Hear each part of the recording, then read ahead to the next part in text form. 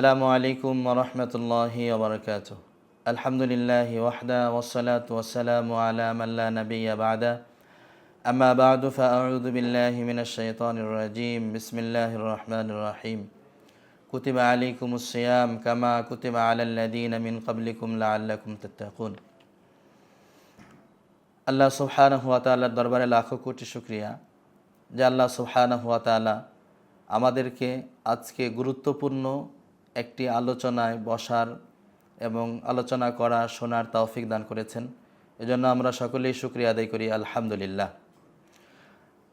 আজকের আলোচনার বিষয় হলো যে ইফতারের ফাজাইল সম্পর্কে।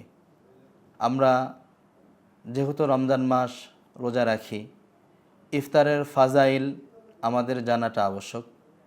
কেননা মানুষ যখন ফজিলত সম্পর্কে যখন সে অবগত হয় তখন সে তার প্রতি আরও আগ্রহ বেড়ে যায়। এজন্য রাসূলুল্লাহ সাল্লাল্লাহু আলাইহি ওয়াসাল্লাম সাহাবা ইকরামদেরকে রমজানের ফাজাইল, ইফতারের ফাজাইল বর্ণনা করতেছিলেন। তখন সাহাবা ইকরামদের মাঝে এক সাহাবী বললেন, ইয়া রাসূলুল্লাহ, আমরা তো ইফতারি করাবো, এই পরিমাণ অর্থ তো আমাদের নেই।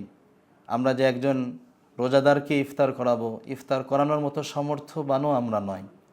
তখন আল্লাহ রাসূল সাল্লাল্লাহু আলাইহি সাল্লাম বললেন যে, ওগো সাহাবীরা, তোমরা যেটা ধারণা করছো যে একজন ব্যক্তিকে পরিপূর্ণ পেট ভরে তাকে ইফতারি করাতে হবে, এটা আবশ্যক নয়।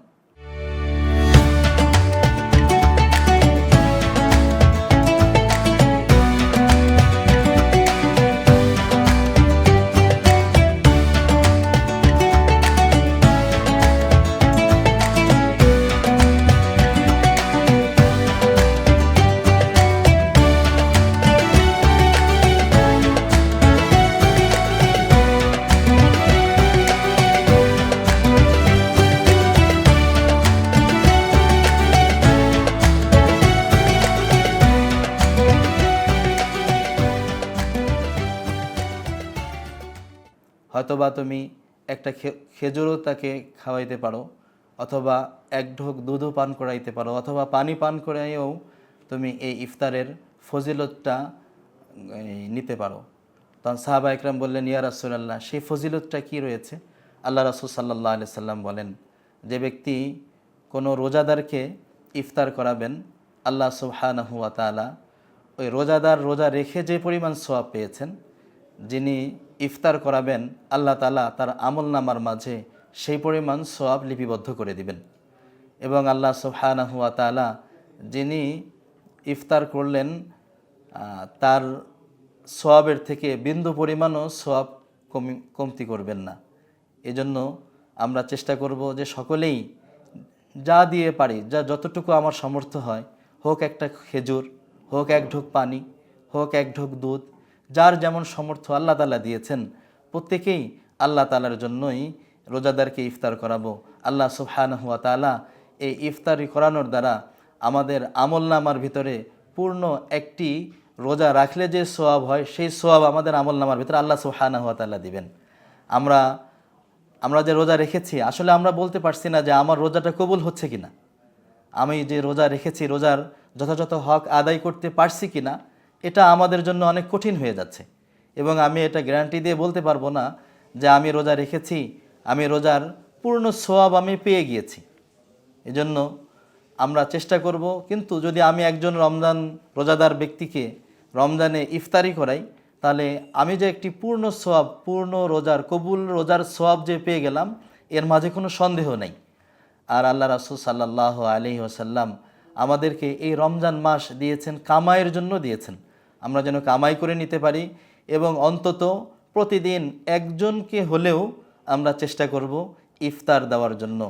এই ইফতারির দ্বারা অন্তত আমি যদি 30 দিনে 30 জনকে ইফতারি করাইতে পারি, তাহলে আমি নিঃসন্দেহে কথা বলতে পারি যে আল্লাহ সুবহানাহু ওয়া তাআলা আমার আমলনামার মাঝে 30টা রোজার যে পরিমাণ সওয়াব হয়, এই ইফতারি করানোর দ্বারা আল্লাহ তাআলা আমাদের আমলনামার মাঝে সেই পরিমাণ সওয়াব লিপিবদ্ধ করে দিবেন।